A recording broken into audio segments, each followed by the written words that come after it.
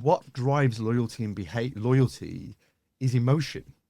So where are we measuring emotion? How are we really getting an indicator? Now, if you think about the written word, the way that I write something down, the moment you read it, you're the one who's taking the emotion, not me, because you're reading my words and translating them to go, this is what it means. So that's the limitation of taking a written piece of text and a human or somebody going, oh, they must have written it that way. Then layer onto that the complexity of first language, second language, where somebody is, what they meant, what they didn't mean, all of that kind of stuff.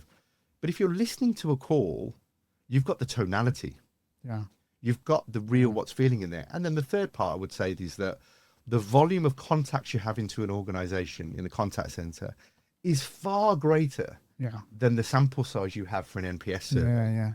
So using it alongside NPS, CSAT, customer effort score, basket abandonment, the NPS score, and how was the sale, using it alongside all of those things should help you to triangulate and find those key moments in the journey where you go, we need to drill down deeper here, and here. And that should force your organization to sort of concentrate, focus in, and prioritize those areas instead of just scattergun. It's possible now, right? There's no reason why. What you've said there, I think going back to the point around time is a big problem. And I think we've kind of solved for that because you've got AI kind of taking care of a lot of the grunt work to present the kind of data that you need to be able to pinpoint exactly what's going on. And there was an example recently where working with a fashion retailer, and they put their prices up on a particular product and they noticed that their complaints went up, and the immediate kind of response, and based on some of the metrics that they were looking at, they kind of decided that it was initially down to the hike in price, right? That was the only thing that had changed. But what actually wasn't the only thing that changed. They also moved their contact center to Eastern European country. It all coincided.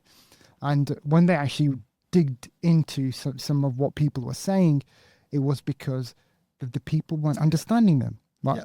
When they were calling in, that resulted in, and it wasn't, they were happy to pay, they were getting value from the price increase. They were okay with it. The product was still good, but the service they were getting was impacted. So it's just, that's why you've got to go into the detail of it. Otherwise, you'll end up making the wrong decisions. Isn't that an amazing opportunity, though? I mean, to unlock AI in that kind of use case where you can take that unstructured data and just say, how many times were customers asking the agent to repeat themselves?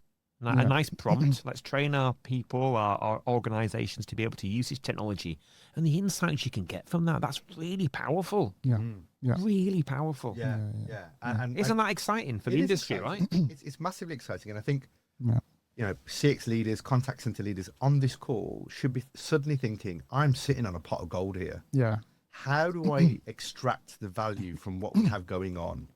How do I take the C-suite on the journey to really go, geez, we didn't know this was going on? Or I've said this to you before, when you're sitting at that board level, you're getting a narrative written in a board pack that's telling you the reality, giving you a version of the reality, right?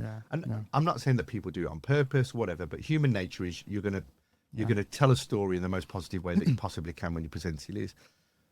And when you're at that level, you got so far away from the customers that you're not talking to them daily. You don't have that real-time contact.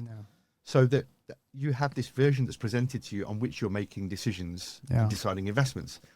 So to get closer to the customer, you've got a number of options. You either go and sit in contact centers, listen to calls, which I would advocate for. Yeah, for sure. You go onto the front line and you speak to customers. And the third thing is you get deeper insight out of extracting what's happening in conversations. I want to know what's being said about this thing. Tell me what's going on. What nuances are you finding? The marketing director saying that the last campaign went really well. All the metrics are saying that, but you're telling me that you're getting lots of complaints because people can't use the coupon code or the QR code that was with it, or people are complaining that they've been unable to fulfill, get their order fulfilled. You should be able to do that, not to stitch people up, but to help elevate the conversation. Improve, that's what we're kind of aiming for, right? CX is all about improvement. We've got to figure out how we kind of do that.